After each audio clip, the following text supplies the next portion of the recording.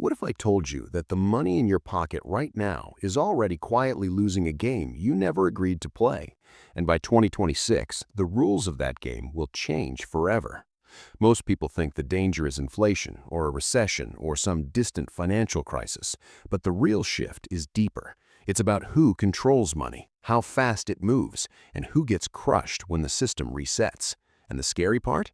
This isn't coming someday. It's already unfolding, line by line, decision by decision, while most people are distracted by headlines that don't matter. In 2026, your money won't disappear overnight. It will erode, fragment, and reprice your life in ways that feel subtle at first. Groceries will cost more, but not in a dramatic way.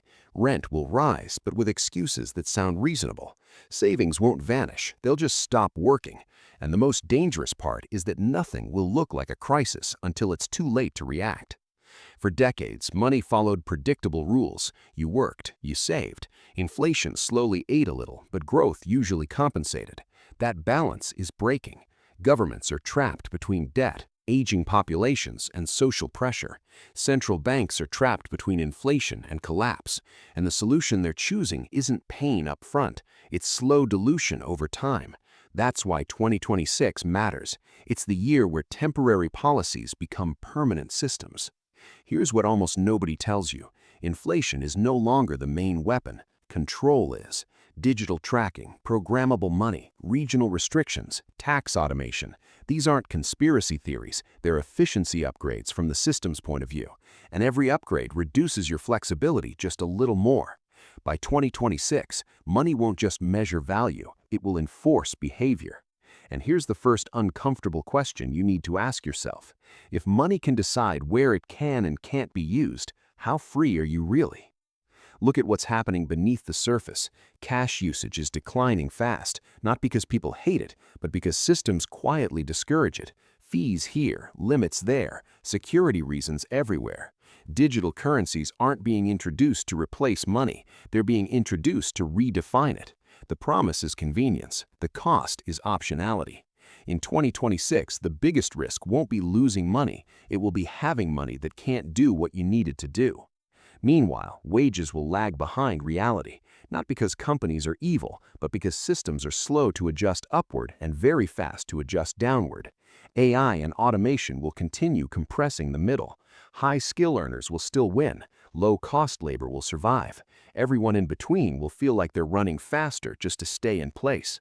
And when people feel pressure, they don't revolt, they borrow. Debt is the silent engine of 2026. Personal debt, government debt, corporate debt, it all feeds on future productivity that may never fully arrive. Low interest rates trained people to believe debt is harmless. Rising rates punish that belief. But instead of letting the system cleanse itself, policymakers smooth the pain.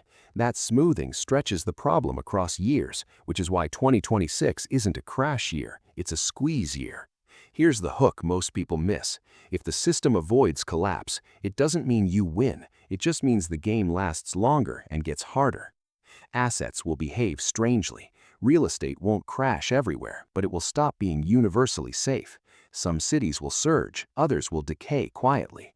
Stocks will look strong on paper while real purchasing power stagnates. Crypto will remain volatile, but the real story won't be price, it will be integration. The moment traditional finance fully absorbs what it once feared, the upside becomes more controlled and the downside more regulated. And then there's taxes, not higher rates necessarily, just better collection. Automation removes friction. No loopholes, no delays, no forgiveness. In 2026, governments won't need to hunt for money. It will arrive automatically. That efficiency will be sold as fairness, and technically it is, but fairness doesn't equal freedom. People will feel poorer even when numbers look fine. This psychological gap is crucial. When effort stops translating into progress, trust erodes. And when trust erodes, people search for alternatives, side hustles, speculation, risk. That's why financial behavior in 2026 will look more desperate, more polarized. Some will gamble, some will freeze. Very few will calmly adapt.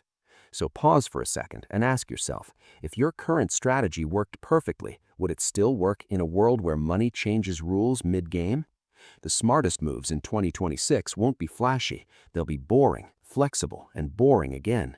Liquidity will matter more than returns. Skills will outperform credentials. Multiple income streams won't be a luxury, they'll be insurance.